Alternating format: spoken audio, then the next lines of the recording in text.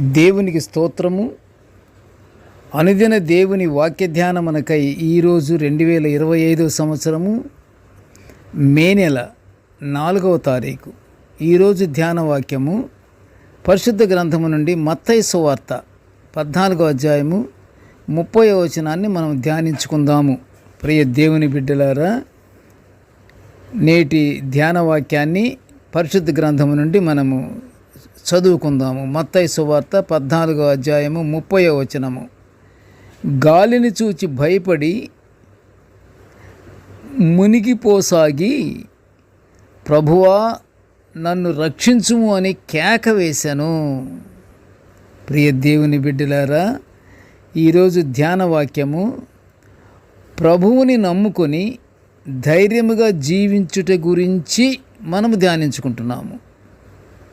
క్రీస్తు ప్రభువారు సముద్రము మీద నడుచుట ఆయన శిష్యులు చూచి భయపడుచుండగా, నేనే, భయపడకుడి అని యేసు ప్రభువారు వారితో చెప్పగా, వెంటనే శిష్యుడైన పేతురు కొద్దిగా దుడుకుతూనే ఉంటుంది కదా, వెంటనే ప్రభువారు అనే వెంటనే నేనే, భయపడకుడి అని చెప్పిన వెంటనే పేతురు ఏమన్నాడు?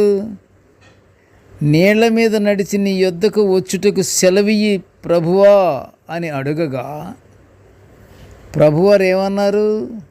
నీవు రమ్మని ప్రభువు చెప్పిన వెంటనే పేతురు తను ఎక్కిన దోణి నుండి దిగి నీళ్ల మీద నడిచెను గాని సముద్రము మీద వీస్తున్న గాలిని చూచి భయపడి మునిగిపోసాగి, ప్రభువా ప్రభువా నన్ను రక్షించుము అని కేకలు వేశాడు. ఎవరు? పేతురు. ఎందువలన అలాగా భయపడి కేకలు వేశాడు? పేతురు ప్రభువు వైపు చూడలా. ప్రభువారే రమ్మన్నారు, ప్రభువారిని అడిగారు, నేను కూడా అలాగా నడిచి వస్తాను అని రమ్మన్నారు. ప్రభువారు రమ్మన్నారు కదా, కానీ ఈ పేతురు ప్రభువును చూడటంలా. ప్రభువు వంక తదేక దృష్టి ఈయనకి పేతురుకి లేదు. అయితే ఇక్కడ దోణి దిగి నీళ్ల మీద రమ్మని యేసు ప్రభు చెప్పిన మాట ఉంది కదా, ఇక్కడ చెప్పాడు కదా, కానీ ప్రభువు మాటను విశ్వసింపలేదు. ఎవరు? పేతురు ప్రభువు మాటని విశ్వసించలా. గాలిని చూచి భయపడ్డాడు.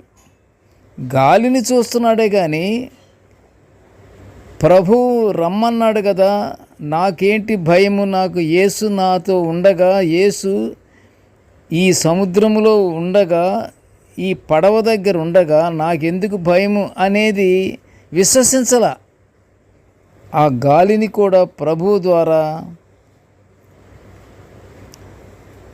చూడాల. మరి పేతురుకు విశ్వాసం ఏది? ఎదురుగా ప్రభువు ఉన్నాడు.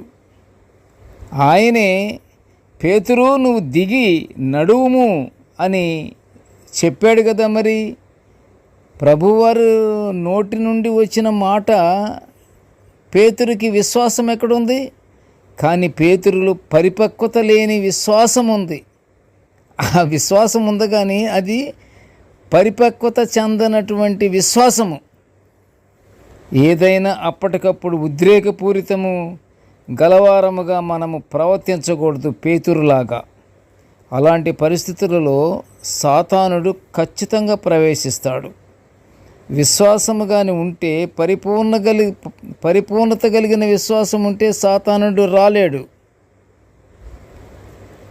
అపరిపూర్ణత పరిస్థితుల్లో సాతానుడు వెంటనే దుమికేస్తాడు. సాతాను ప్రవేశించిన మనసులను, మన నిరీక్షణను దేవుని వైపు వెళ్లకుండా ఆ సాతానుడు అడ్డుపడిపోతాడు. మనలను నిరుత్సాహానికి గురి చేస్తాడు. మనము ఈ లోకములో మన చుట్టూ అంధకార శక్తులున్నాయన్న విషయాన్ని మనం గుర్తుంచుకోవాలి. మనకు రక్షకుడు ఉన్నాడు. మునిగిపోతున్న పేతురును ప్రభువు చెయ్యి చాపి అతన్ని పట్టుకొని, అల్పవిశ్వాసి, ఎందుకు సందేహపడ్డావు? నేను పిలిచాను కదా, నడవమన్నాను కదా, నువ్వు ఎందుకు సందేహపడ్డావు? నీవు సందేహపడినందువల్లే నువ్వు నీటిలో మునిగిపోతున్నావు అని ప్రభు అతనితో అనగానే గాలి అణిగిపోయింది.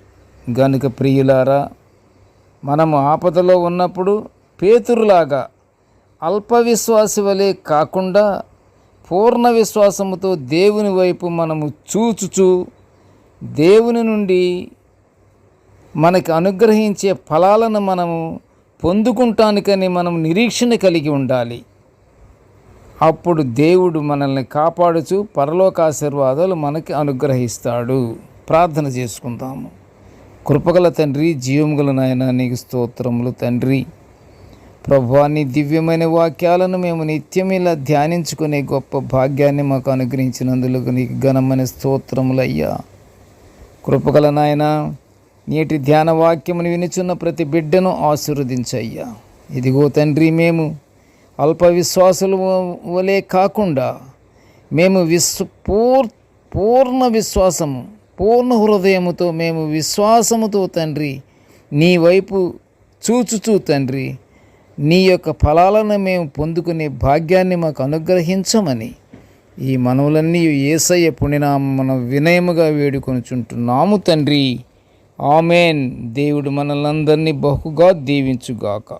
ఆమెన్.